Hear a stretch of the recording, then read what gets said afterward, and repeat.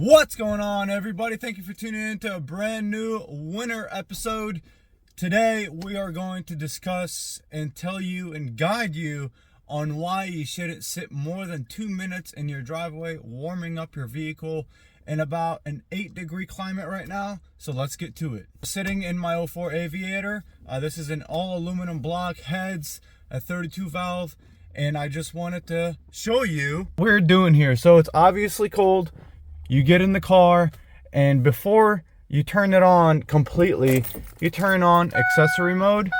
Make sure all the headlights are off.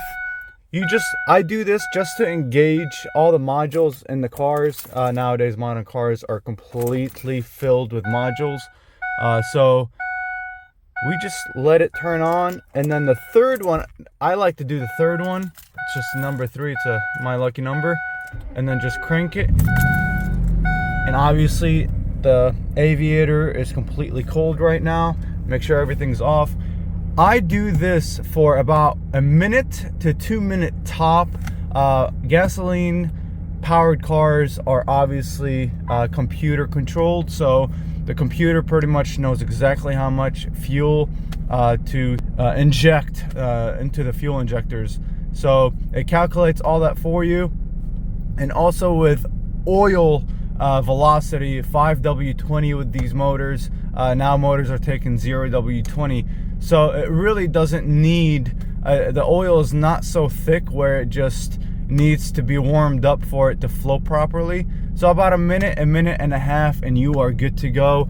You can also drive not spiritually, but like casually. I like to keep my RPMs when it's cold below 2,500 RPMs, and then that way the engine will actually warm up way much healthier, way faster, and that's actually how they're built from the factory. They're supposed to be warmed up as you drive, and then that's when the engine will actually warm up.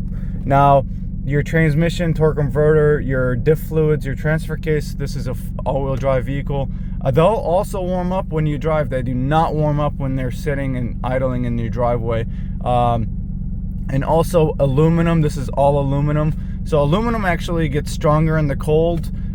And also fuel, you're burning fuel and you're just sitting there burning it for no reason at all. So that is my whole thing about why you should not sit there for 5-10 minutes, man. People are doing this.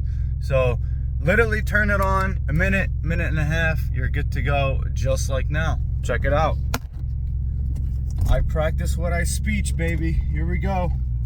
So I also like to give the transmission a little exercise. So I put it in reverse, put it in neutral, drop it into first, so that way it cleans up the valve body.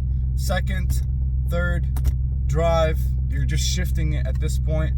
Neutral, and then reverse again, just to get the pump working, and you're good to go. Now we're just gonna make sure we don't hit anybody backing up, and that will suit the entire episode on why you should not sit there and warm the car up. That's how they're built from factory.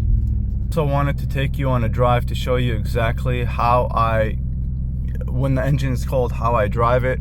I do not redline it or even reach 4,000 RPMs. I keep it between 25 and 3,000 RPMs. Let the transmission do the shifting for torque and power. So when the light turns green like now, check it out.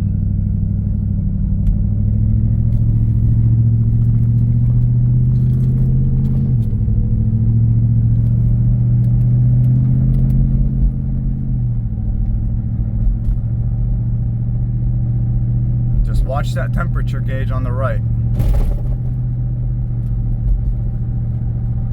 Again, this is a 4-valve Cobra motor, Mach 1 motor, or Marauder. The Aviators had it too, so this is an Aviator. This is a 330 horsepower SUV with 198,000 miles on it.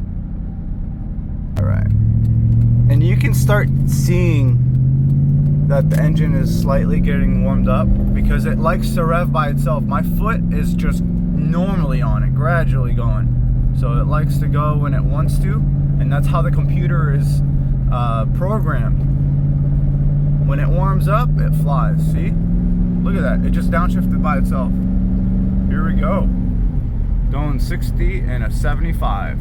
Actually warmed up, like now, it's right above the second line is going up. So we're gonna turn on the heats, warm up, that way we're not blasting cold air on ourselves. And when we hit the on-ramp, we open those Cobra heads, baby. Here we go. Just wait till I'm sure you guys have heard it on my Instagram stories. The Aviator hauls ass. Love it. Love it. Honestly, I've driven F-150s, I've driven GMCs, Silverados throughout my lifetime.